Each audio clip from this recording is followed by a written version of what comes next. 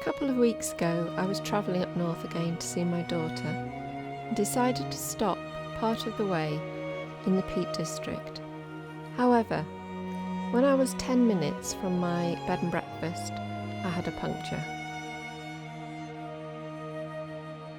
First of all, I needed to assess where I actually was, because as is usually the case, I was in a bit of a daydream and didn't really take much notice, apart from the beautiful scenery and what I was listening to. So I looked across the road and there spotted a bed and breakfast and thought, at least they can tell me where I am so I can tell the breakdown company.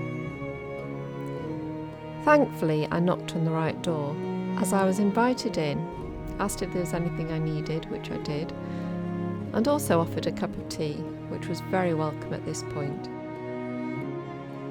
I then went on to call my breakdown service, which I thought was up and running, but much to my dismay it wasn't and had lapsed late last year. After a little while, the owner of the bed and breakfast offered to put my spare tyre on, much to my relief, as by this point I knew it wouldn't be long before it would get dark, and I was only 10 minutes away from my destination. Reflecting back on times in my life that have been very difficult, those small acts of kindness that strangers do make the world of a difference. And I was just thinking about this, and how there must be so many acts of kindness going on that we never hear anything about. We hear all the bad news, but we don't hear about all the good that people do, all the kindnesses that they show. What a different world it would be if we did focus on the good, and not just on the bad.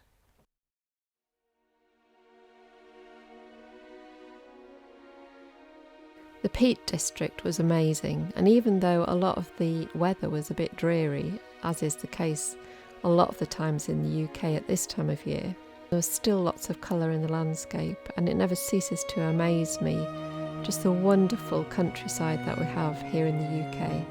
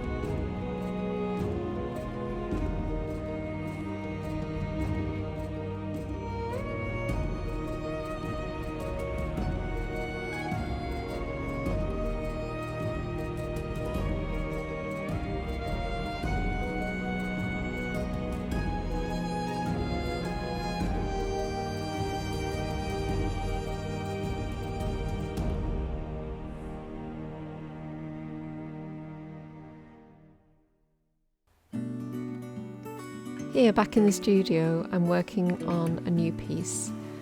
It's inspired by West Wittering, which quite a few of my paintings have been. And I would say I was 90% there.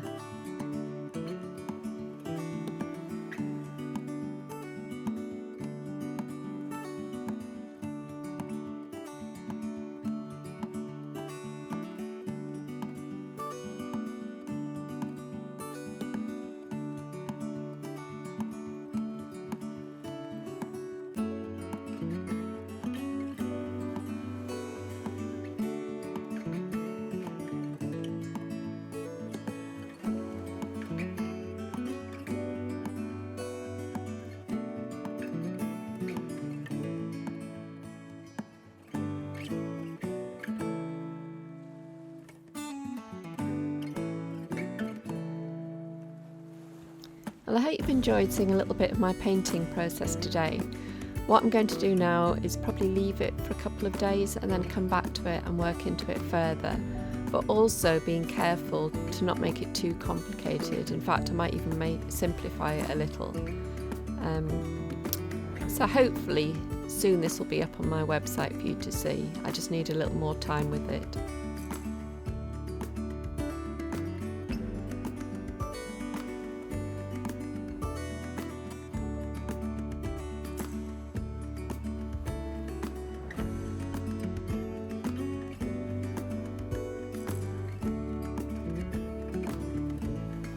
I'll leave you with some wonderful scenery from a recent walk at West Wittering Beach and East Head. This is the area that inspired this painting.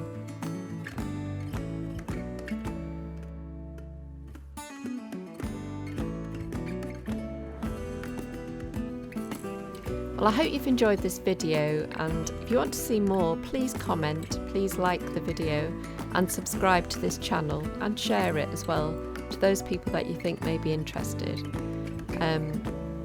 Just to let you know, you can visit my website lindavineart.co.uk, and I also have got a couple of classes on Skillshare, one about painting seascapes and one painting landscapes.